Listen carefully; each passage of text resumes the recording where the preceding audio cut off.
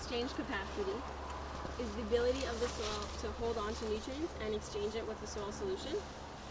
So cation exchange sites are all around the surface area of every particle, every sand particle, every clay particle.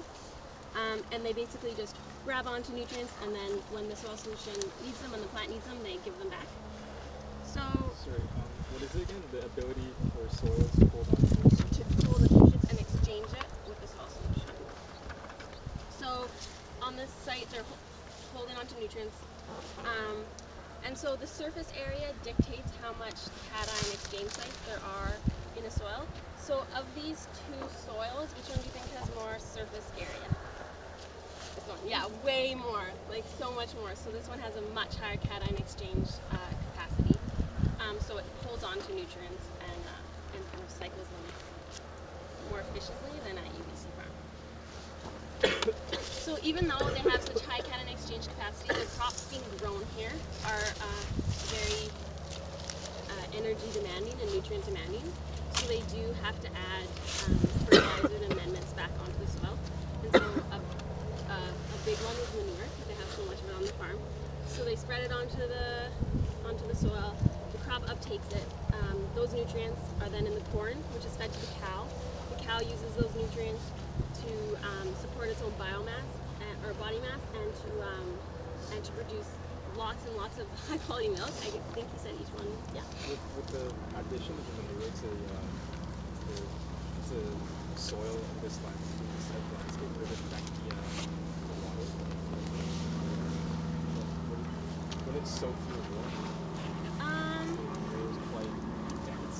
It's dense, so it puddles onto it. Yeah. They have to kind of. I think they might add manure, like make a manure solution for it in water, so they can just spray it on. Because if you just, maybe they just like sludge it on. I don't really know. Do they like mix it or just like? I think it might be in a water solution that they can just spray, so it can enter the soil better. But maybe they just sludge it on. But then it would be more like it would run off. Yeah. Yeah. So then the cows use the nutrients from the manure to produce lots of milk, like 30 liters per day, which has lots of nutrients in it. And then the cows poop, and that manure is added back onto the farm. So there's a nutrient cycle occurring. However, a lot of the nutrients are lost in the form of the cow growing its own body mass and the milk that's taken off the farm. So they also add chemical fertilizers to the soil to keep the nutrient levels stable. And like I just talked about earlier, there's a huge problem of nutrient overloading here. So manure being added, not being able to be absorbed, and going into the water.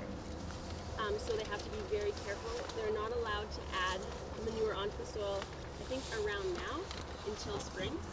Because if you think of when crops actually need nutrients, it's when they're doing their major growing, so it's in the spring and summer. So right now there's not even a crop growing, so there's no need to add manure. So even though they have lots of manure that they need to deal with, they can't put it on now, and you're going to have that kind of spiel at the manure pit in a bit. So a quick nutrient comparison between UBC Farm and Kitzel Farm. UBC gets most of its nutrients from cover crops that fix nitrogen into the soil, compost that's from on-site, and from crop rotations. Whereas Kitzel Farm, it's for animal production, so they have lots of manure, and that's where their primary source of nutrients comes from. And because of that, they have to be very careful about nutrient overload in their system. You said they still add chemical fertilizer? They still do it a certain time of year, and I'm wondering now if that's because it supplies different nutrients. Because they have too many nutrients on the farm, so I think it must be different nutrients.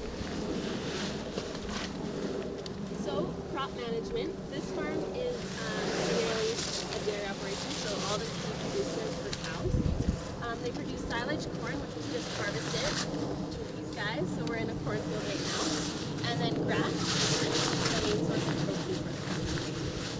So cows require so much energy to grow themselves and then to produce all that milk. If each cow is producing 30 liters of milk a day, and there's 400 cows, that's a lot of energy that's being consumed every day. And they're trying to grow as much of that on farm as possible. So cows don't naturally eat corn. Their diet mostly consists of just grass, naturally. But because corn is so energy dense,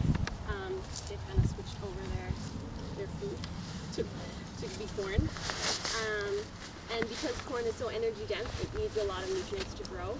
It's very demanding of the soil, which is why they have to add so much nutrients back into it. And they monocrop corn. So this is genetically modified corn, and so it's called Roundup Ready corn. It's not susceptible to the Roundup herbicide. They do this so that they can grow the same crop every year in the same spot, and weeds won't be a problem. Weeds won't try to establish here and use up the resources that are supposed to be going to the corn. So this, I guess, is working for them now. They don't have a big weed issue, but nature likes biodiversity, and it's, in many cases, if you use a herbicide for a long time, super weeds will happen, which are not affected by the herbicide. So they might end up with a weed even after their efforts to suppress them. So they might end up worse off. Yeah? How long have they been using it? I don't know. They were using it 5 years ago. So I'm not sure. I think for a while. Yeah. Are they fed the corn is like silage or grain? Or both? It's silage. Yeah, the corn is silage, and it's their main source of energy.